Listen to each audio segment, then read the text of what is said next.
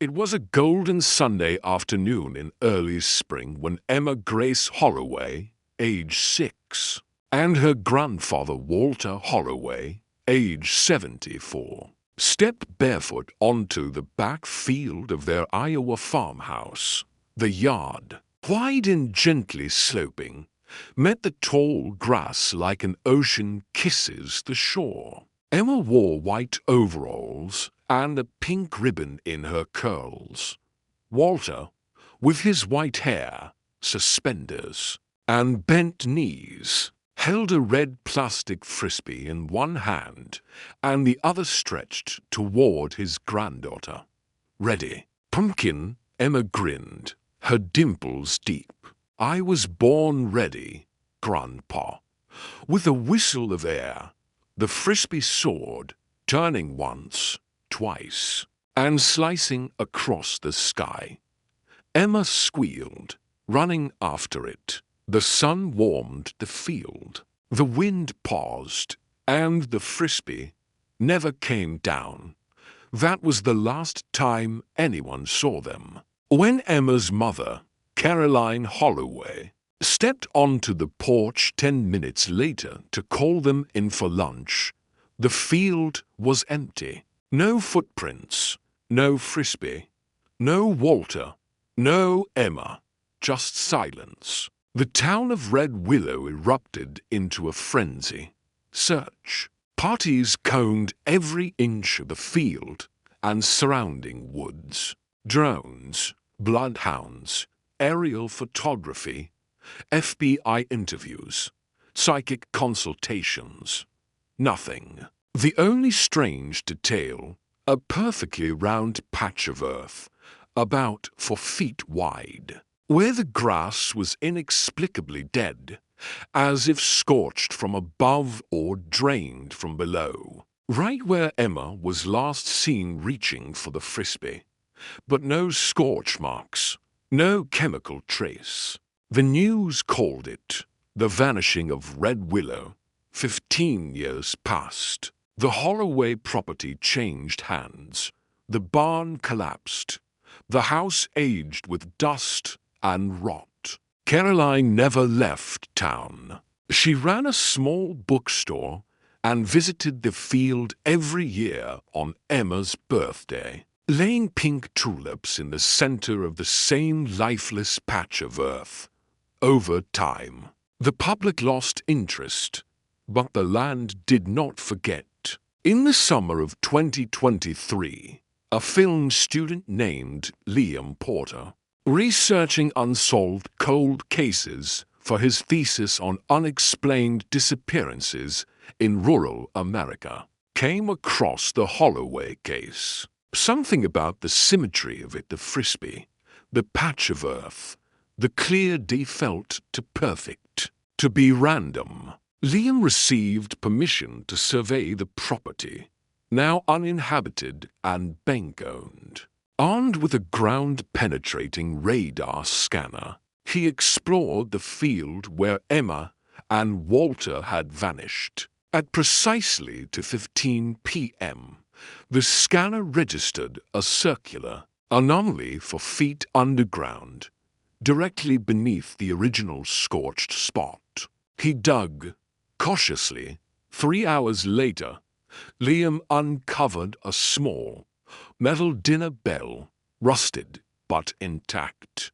With a name scratched into the base, Emma Grace Holloway. When Caroline heard, she collapsed. But something inside her also awakened. That bell had been a family heirloom, always kept on the porch. How had it ended up buried beneath the earth, exactly where Emma disappeared? News spread again. Journalists revisited Red Willow. Paranormal investigators arrived with EMF readers and psychic mediums. But nothing stuck until the night the field glowed. It began on a full moon, 15 days after the bell was found. Locals reported a pulsing blue light hovering inches above the scorched patch. No source, no heat, just a slow, rhythmic pulse like a heartbeat from the ground. Liam returned with a drone, but as soon as it crossed the boundary of the patch, it shut off midair and dropped like a stone. He decided to camp near the spot. At exactly 13 a.m., his motion sensor camera triggered. What it captured changed everything. In the stillness of the dark, the camera caught a blurry figure of a young girl, barefoot, walking toward the camera, holding a red Frisbee. Her face, pale and calm, resembled the missing child perfectly. She looked straight into the lens, and then she vanished. The FBI dismissed it as digital tampering, but Liam didn't stop. Using specialized underground scanning, he discovered a circular chamber 10 feet beneath the field, shielded by thick mineral layers, metallic in nature, not native to the region. A week later, excavation began. What they found was beyond explanation. A perfectly symmetrical dome, metallic yet warm to the touch, its surface pulsing faintly with soft white light. No visible door, yet it hummed, alive. As they approached, the scorched grass patch lit up, and then it opened. The chamber inside was unlike anything known to science. Organic metal that changed shape slightly when touched. Walls that shimmered with memories. Sounds that played like echoes from dreams. At the center, a wooden picnic table. And on top, to plates, to cups, a pink ribbon, and a red Frisbee. And beside the table, to human silhouettes formed in the wall itself, like shadows trapped in ice. As light passed through the chamber, the shadows deepened, and then stepped free. Emma and Walter Holloway, completely unchanged. Same clothes, same skin. No signs of aging, no confusion. Emma blinked into the light and said, "Mom, the world broke open." Scientists called it a temporal stasis anomaly, a pocket of spacetime where time collapsed into stillness. Emma and Walter described playing Frisbee, a sudden flash, and then waking up. No awareness of time passing, no hunger, no fear, just warmth, stillness, waiting. Emma was now 21 years old. In the world's eyes, but to her, she had just played a single game of Frisbee. Caroline embraced her daughter, sobbing for minutes that felt like lifetimes. Walter wept, not for himself, but for his daughter who had grown old without him. The dome was sealed off by federal authorities.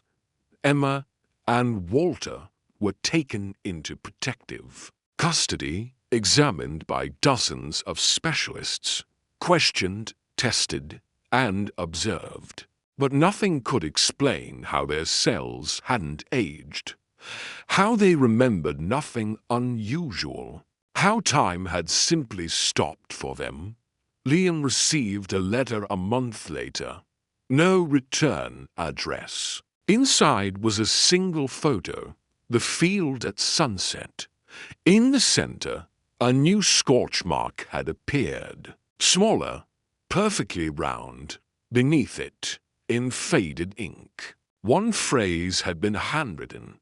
"Time bends where love holds still." The Holloways moved away quietly. The government sealed the site and classified it. The land was declared geologically unstable and permanently restricted. But to this day, on clear spring afternoons, kids say you can still see a red Frisbee spinning gently across the grass, and a little girl laughing in the wind, caught between then And now,